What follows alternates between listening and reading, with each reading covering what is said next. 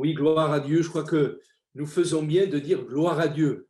Souvent dans nos réunions, nous disons Alléluia, ce qui signifie tout simplement gloire à Dieu.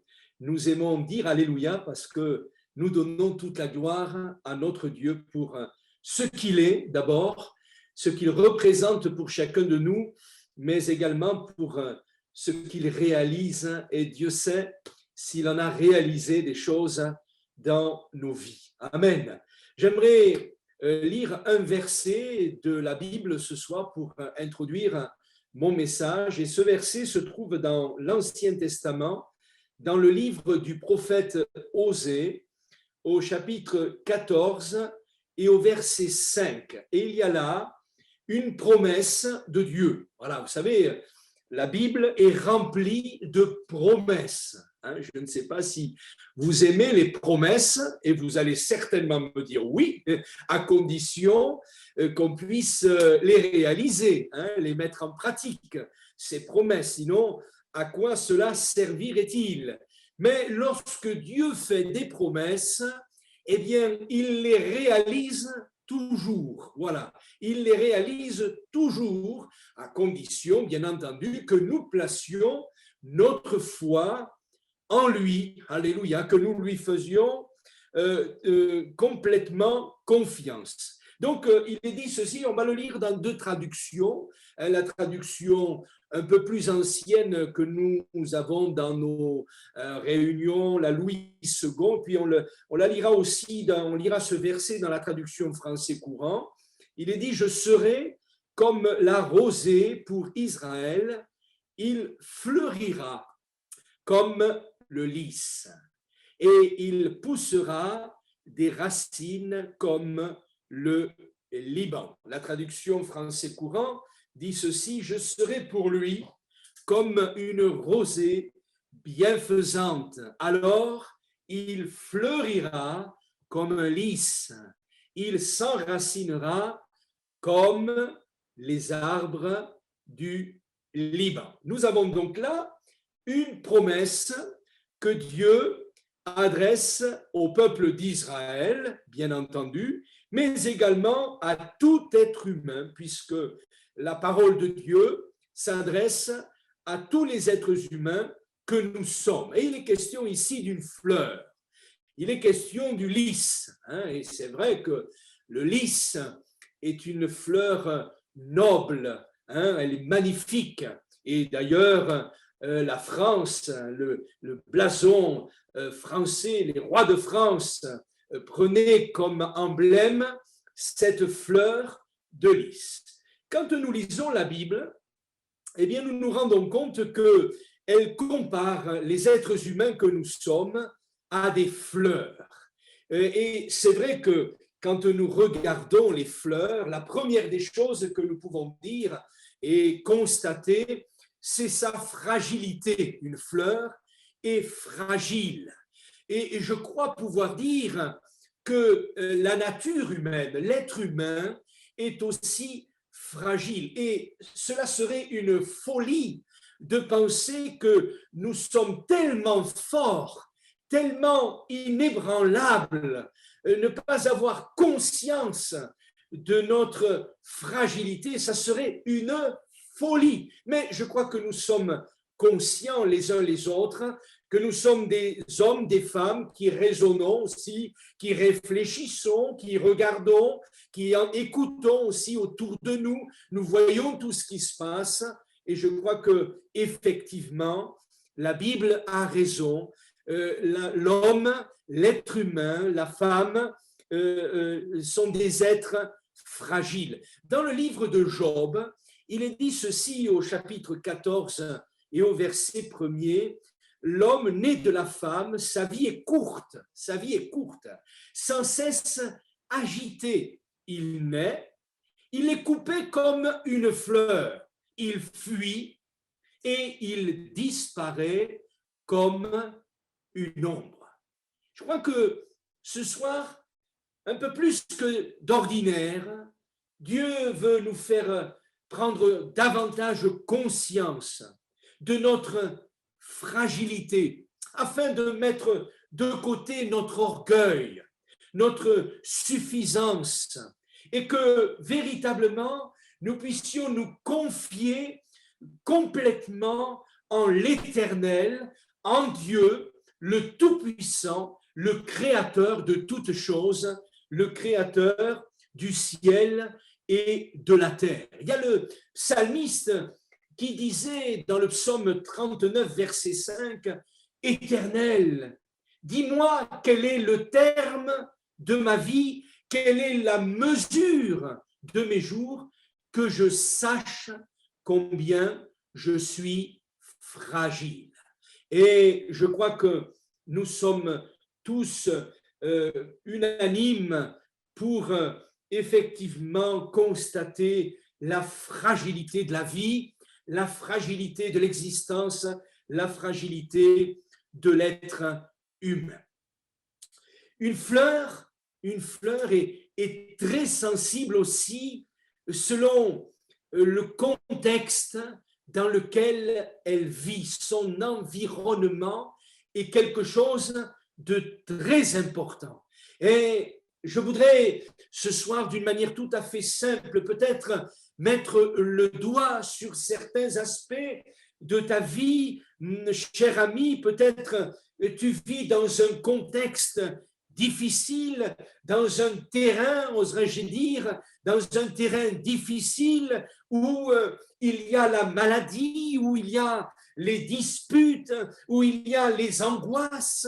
Peut-être te trouves-tu sur le terrain des blessures, de la séparation, peut-être de la haine, de la méchanceté, du rejet, du deuil, et nous pourrions ainsi allonger la liste. Peut-être même tu as été planté, mais aussi déraciné, replanté, et cela t'a fait tant de mal à l'intérieur de toi-même. Tu as manqué d'amour, comme une plante peut manquer d'eau. Tu as manqué de joie, comme une plante peut manquer de soleil. Tu as manqué de repères dans ta vie, comme une plante peut manquer d'un tuteur. Tu as peut-être aussi été battu par les flots, les tempêtes, et tu en portes les séquelles aujourd'hui, tout comme une fleur ne sont pas indemnes devant de terribles intempéries. Mais ce qui te fait mal le plus, et je voudrais ce soir mettre l'accent sur cela, ce qui te fait le plus mal dans ta vie, peut-être n'en as-tu pas encore conscience, et c'est pour cela que la Bible est là pour révéler simplement ce qui est la cause de tous nos maux, de tout ce que nous pouvons rencontrer aujourd'hui comme problèmes et difficultés. C'est que les êtres humains que nous sommes, nous avons été plantés, enracinés dans la terre du péché. Et la terre du péché, c'est un sol sec où il n'y a pas les ressources suffisantes pour qu'il y ait la vie. C'est un sol empoisonné. Cette terre est dans un lieu sombre, venté, où il est impossible au soleil de pénétrer. La Bible parle souvent des ténèbres qui nous environnent de toutes parts et qui empêchent la vie de se manifester. Avez-vous remarqué une plante lorsqu'elle se retrouve dans un lieu sombre, manquant de soleil, manquant d'eau, manquant de choses essentielles, mais manquant de lumière par-dessus tout, elle finit par faner et par mourir, parce qu'elle a besoin, pour s'épanouir, elle a besoin de lumière. Pour pouvoir se développer, elle a besoin de lumière.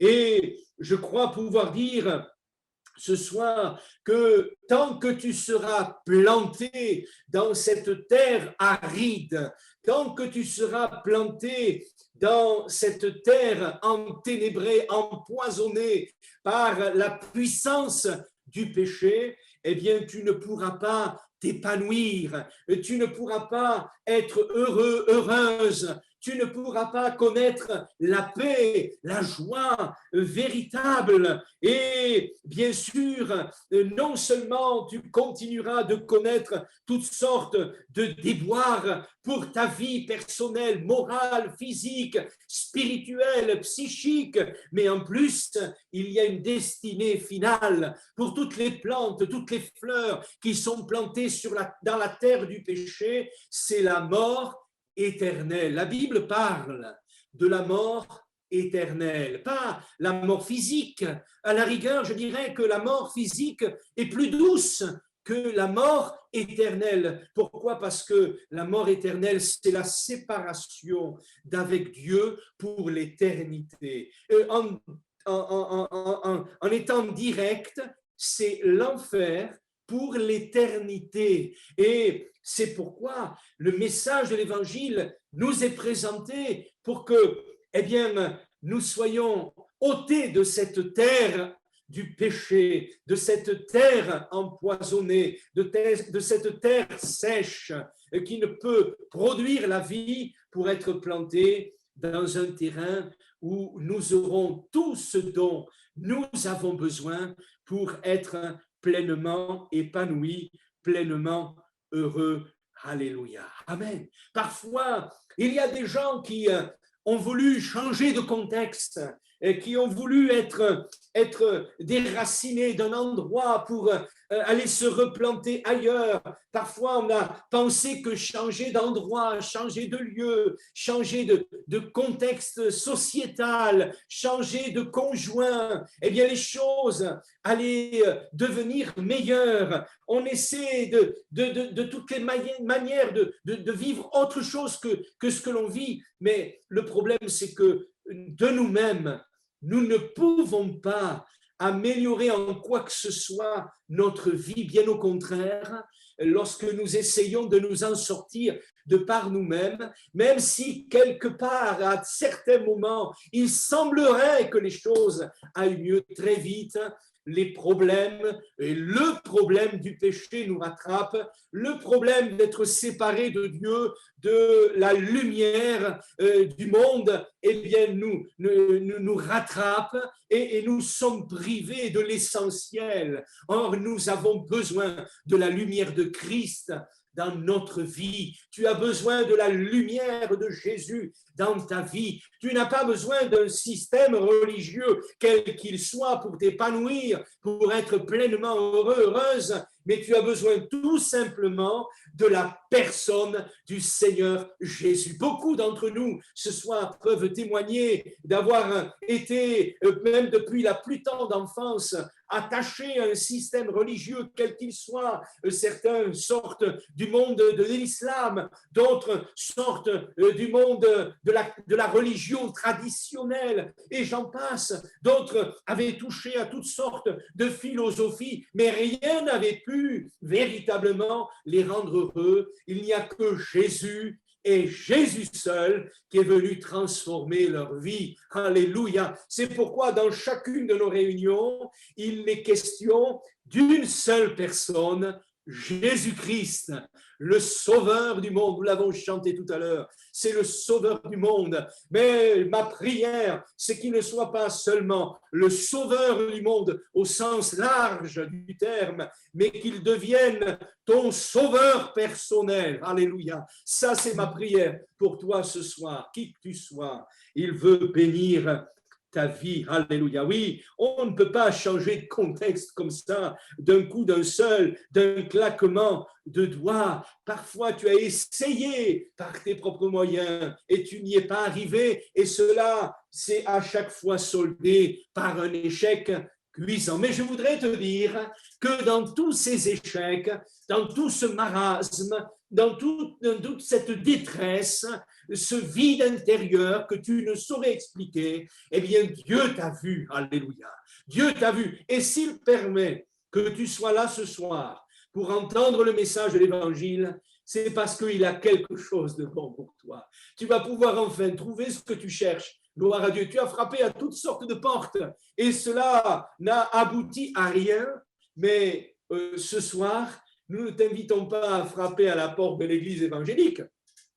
mais nous t'invitons à venir à Jésus-Christ. Et je vais même dire, ce n'est pas toi qui frappes à la porte, mais c'est Jésus qui frappe à la porte de ton cœur. Et Jésus dit ceci dans le livre de l'Apocalypse, qui veut dire révélation. Eh bien, il a dit, je frappe à la porte, et si quelqu'un entend ma voix et ouvre la porte, j'entrerai chez lui, je souperai avec lui et lui avec moi. Voilà ce que Dieu veut pour toi. C'est une relation personnelle avec lui. Est-ce que tu te rends compte en un instant de ce que Dieu projette pour ta vie? Il désire que tu sois en relation avec lui. Lui, le créateur de toutes choses, du ciel, de la terre, du soleil, de la lune, des étoiles, qui a créé les animaux, la végétation, tout cela, lui, il veut être en contact avec toi. Lui qui a dit que la lumière soit et la lumière fut, il veut avoir cette relation personnelle avec toi. Est-ce que cela ne te fait pas envie? Moi, je bénis le Seigneur de vivre cette authenticité de l'évangile, de la présence de Jésus dans mon cœur. Combien c'est bon de lui appartenir. Alléluia. Oui, Dieu ne t'a pas appelé à rester une plante ou une fleur complètement rabougrie. Dieu ne t'a pas appelé à être une plante fanée, sèche, dépouillée, sans vie. Mais Dieu t'appelle ce soir à une vie abondante, à la vie spirituelle abondante, à la vie avec un grand V. Alléluia. Pas seulement l'existence, parce qu'aujourd'hui, nous sommes 8 milliards d'êtres humains et certainement plus, et les années passant, eh bien, cela ajoute, cela se multiplie, mais l'humanité existe, mais Dieu veut que tu vives pleinement de sa vie. Il veut que tu puisses fleurir en quelque sorte.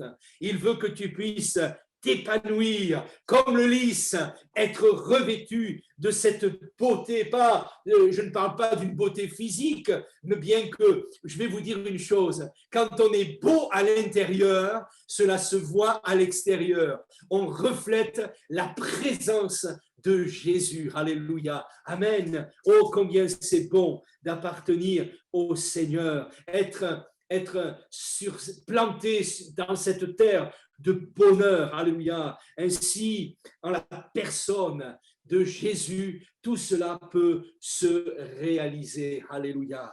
Oui, il nous est dit ceci. Si aujourd'hui, tout peut changer pour toi, c'est parce qu'un jour, Jésus a tout accompli. Et dans le livre du prophète Ésaïe, au chapitre 53 et au verset 2, il est dit ceci: il s'est élevé devant lui comme une faible plante, comme un rejeton qui sort d'une terre desséchée. Qu'est-ce que ce verset veut nous dire? Eh bien, il veut tout simplement nous dire que Jésus a pris notre place, qu'il a accepté d'être cette faible plante, il a accepté d'être planté dans cette terre desséchée sur la croix du Calvaire. Jésus a tout accompli pour chacun de nous, pour que nous puissions nous épanouir. Est-ce que tu peux réaliser ce soir, cher ami, que si Jésus n'était pas allé jusqu'au bout, si Jésus n'était pas allé jusqu'à la croix du Calvaire, eh bien, tu ne pourrais pas t'en sortir. Nous ne pourrions même pas te dire que la solution, nous la connaissons, mais parce que Jésus a accepté d'aller jusqu'au bout, parce qu'il a accepté de prendre notre péché, notre misère, notre dessèchement, tout ce qu'il peut y avoir de ténébreux, eh bien, aujourd'hui, en lui, par la foi en lui, lorsque nous tournons nos regards vers lui, lorsque nous lui demandons pardon pour nos péchés, eh bien, la vie d'en haut, la vie de Jésus passe en nous. Alléluia. Et c'est pourquoi, eh bien, aujourd'hui, nous pouvons l'annoncer haut et fort. Alléluia. Il s'est laissé crucifier, il s'est laissé tuer, crucifié pour ton péché, pour mon péché, afin de nous déraciner de cette terre de mort polluer de terre de péché pour nous planter dans le ciel avec lui, une terre de vie, une terre de foi, près des courants d'amour de Dieu pour chacun de nous. Alléluia. Ah, combien nous sommes heureux de partager ce message, cette bonne nouvelle. Rien à voir avec une sorte de mysticisme et tout ça. Non, non, non, il n'y a rien du tout de tout cela. C'est une affaire de cœur. Dieu s'adresse à notre cœur et là, il agit avec puissance en nous. Amen. Dieu a fait de nous de nouvelles créatures. Nous ne nous sommes pas changés nous-mêmes. Nous ne sommes pas changés par une auto-persuasion personnelle. Non, mais c'est le miracle de Dieu dans notre vie qui a fait qu'aujourd'hui, nous sommes devenus de nouvelles créatures. Amen. Gloire à Dieu. Alors, vous savez, c'est pour ça que le mardi soir, en principe, et puis le dimanche après-midi, quand nous pouvons en présentiel, et j'espère que nous le pourrons très bientôt, si tu mets, nous annonçons le message de l'Évangile, mais aussi nous permettons à des bien-aimés de témoigner de ce qu'ils ont vécu. C'est quelque chose d'extraordinaire. Aussi, si toi, ce soir, tu oses mettre ta foi en Jésus, si tu es prêt, si tu es prête à abandonner ton péché, si tu es prêt, si tu es prête à abandonner ta mauvaise vie, alors, eh bien, Dieu va te déraciner de cette terre de malheur parce que Jésus a pris ta place et il va te planter là où il y a la joie du salut, là où il y a la paix de Dieu, alléluia, là où nous sommes près de lui, là où il n'y a plus la puissance du péché qui domine notre vie. Dans Romains, chapitre 6, verset 5, l'apôtre Paul dira ceci: en effet, si nous sommes devenus une même plante avec lui par la conformité en sa mort, nous le serons aussi par la conformité à sa résurrection. Oh là là, c'est peut-être un verset compliqué, ça, à comprendre, surtout quand on vient écouter l'Évangile pour là ou les premières fois. Pourtant c'est simple. Il ne faut pas se compliquer la vie. La Bible, c'est un message simple qu'un enfant même pourrait comprendre, voyez-vous. Donc, il ne sert à rien de se compliquer les choses. Ce que ce verset est en train de nous dire, c'est que si nous réalisons pleinement que Jésus est mort pour nous sur la croix du Calvaire et que nous aussi, eh bien, nous sommes mort à notre péché sur la croix du Calvaire, de la même manière que Jésus n'est pas resté prisonnier de la mort, mais qu'il est ressuscité, eh bien nous aussi, c'est une nouvelle vie qui nous est communiquée. Amen. Avant de connaître Jésus, le péché dominait notre vie, mais maintenant que nous connaissons Jésus, nous avons été libérés de la puissance du péché. Et nous sommes libres. Voilà ce que c'est que la vraie liberté, chers amis. Voilà, quand nous connaissons la vraie liberté, la joie du ciel qui est dans notre cœur, la paix de Dieu. Peut-être t'es-tu posé la question tout à l'heure en voyant toutes celles et ceux qui chantaient. Peut-être certains tu étais impressionné parce que certains levaient leurs mains, d'autres tapaient des mains, etc. Mais quelle joie il y a dans notre cœur. Tant qu'on n'a pas goûté à l'amour de Dieu, eh bien, on est loin de s'imaginer ce que les autres peuvent vivre. Mais quand on y goûte, combien nous sommes pleinement heureux, pleinement satisfaits. Alléluia. On ne peut pas se changer soi-même. Nous sommes si fragiles, si enracinés dans le péché et dans le malheur. Mais si tu places ta foi en Christ, dans ce qu'il a fait, dans ce qu'il accomplit à la croix du Calvaire. Et je vais te dire ce soir, tu portes autour du cou une croix, c'est très bien, mais ce n'est pas autour du cou qu'il faut que tu la portes, c'est que dans ton cœur qu'il faut qu'elle soit, c'est là qu'il faut qu'elle agisse. Alléluia, parce que c'est là que l'œuvre de la croix, et c'est pas tant le symbole qui est important, souvent on est attaché au symbole, on idolâtre même un symbole. Je vais vous dire, on peut même idolâtrer une croix en or ou je ne sais, moi, qu'on nous a donné en famille et que l'on a placé dans notre maison sans qu'elle ait un impact dans notre vie. Mais ce qui est important, ce n'est pas le symbole de la croix, mais c'est l'œuvre de la croix. C'est ce que Jésus a accompli à la croix, le sang qui a coulé pour que nous puissions être pardonnés, libérés du péché. Oh, merci Seigneur. Alléluia. Oui, alors, tout peut être réalisé quand nous plaçons notre foi en Jésus. Dans Luc chapitre 17, verset 6, il est dit ceci, le Seigneur dit, si vous aviez de la foi comme un grain de moutarde, vous diriez à ce mûrier, déracine-toi et plante-toi dans la mer, et il vous obéirait. Alléluia. Alors, place ta foi en Jésus. Et même si aujourd'hui tes racines sont profondes dans la terre du péché, si tu places ta foi en Jésus, si tu places ta foi dans l'œuvre de la croix, alors tu seras déraciné de cette terre de péché et tu vas être enraciné en Christ lui-même. Alléluia. Tu auras la vie. Amen. Oui, c'est une terre de joie que le Seigneur nous propose. C'est une terre où nous ne manquons de rien. C'est une terre où il y a tous les nutriments nécessaires pour être pleinement épanoui. Alléluia. Amen. Oh, certes, on restera toujours fragile. Et c'est bien qu'on ait toujours conscience de notre fragilité. On restera toujours des gens faibles. Oui, c'est vrai, on est des gens faibles. Mais dans sa grâce, nous sommes forts. Alléluia. Parce que nous sommes forts en Christ. Dans le psaume 103, verset 15, il est dit, l'homme, ses jours sont comme l'herbe. Il fleurit comme la fleur des champs. Alléluia. Oui, ta vie sur terre, elle est rapide. Oui, elle est passagère. Elle est rapide. Quand on est jeune, on pense qu'on a tout le temps devant nous. Mais en définitive, on se rend compte au fil des ans que ça passe tellement vite. Quand on est adolescent, il nous tarde d'avoir 18 ans. Quand on a 18 ans, il nous tarde d'avoir 20 ans. Et puis ensuite, les dizaines s'accumulent les unes derrière les autres et on se retrouve rapidement à la retraite et on se dit, mais comment ça c'est passé tellement, tellement vite.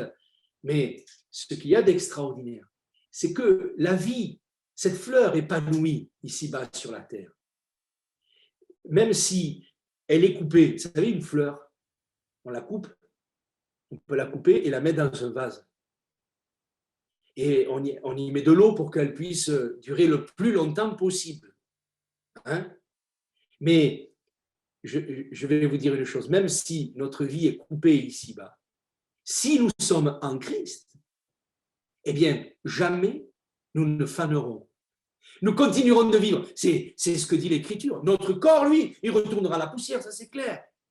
Mais notre esprit, il sera avec Dieu pour l'éternité. Mais ceux qui auront été coupés sans Christ, eux aussi, ils vont continuer de vivre.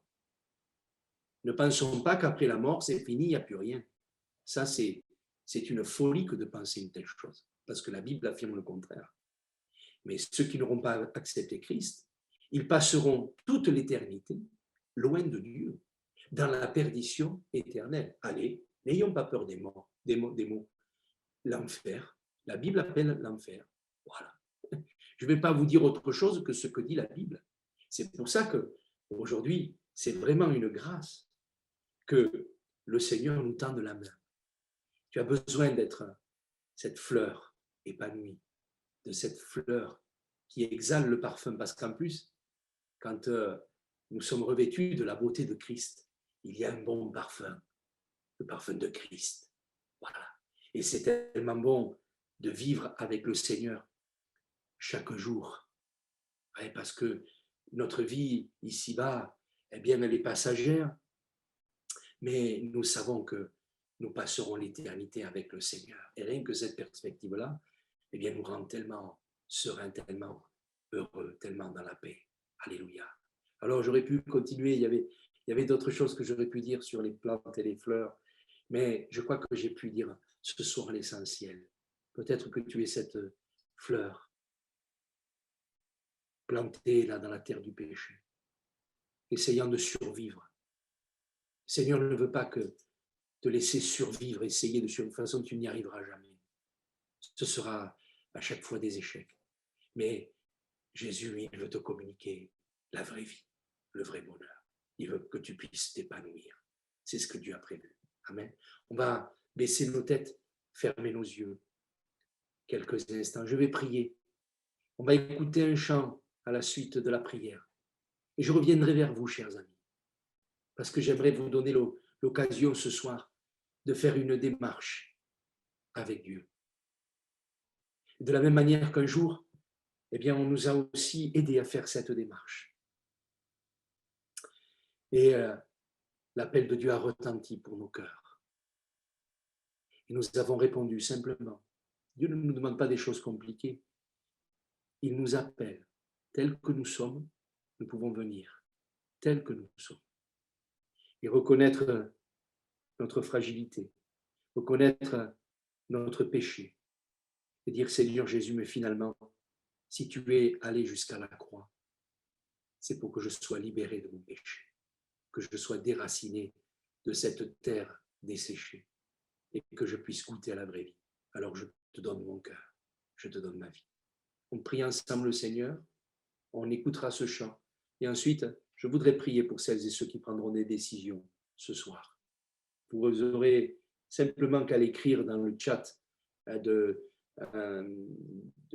la visioconférence Zoom, là, du Zoom. Vous l'écrivez tout simplement. Il n'y a pas besoin d'écrire des épîtres. Hein. Voilà, moi, je veux qu'on prie pour moi. Eh bien, je vais prier pour vous dans quelques instants. Mais déjà, je veux prier le Seigneur. Que Dieu bénisse votre vie. Seigneur, j'ai annoncé ta parole simplement. Et toi, tu connais les besoins les plus profonds des cœurs, Seigneur. Tu connais toutes choses.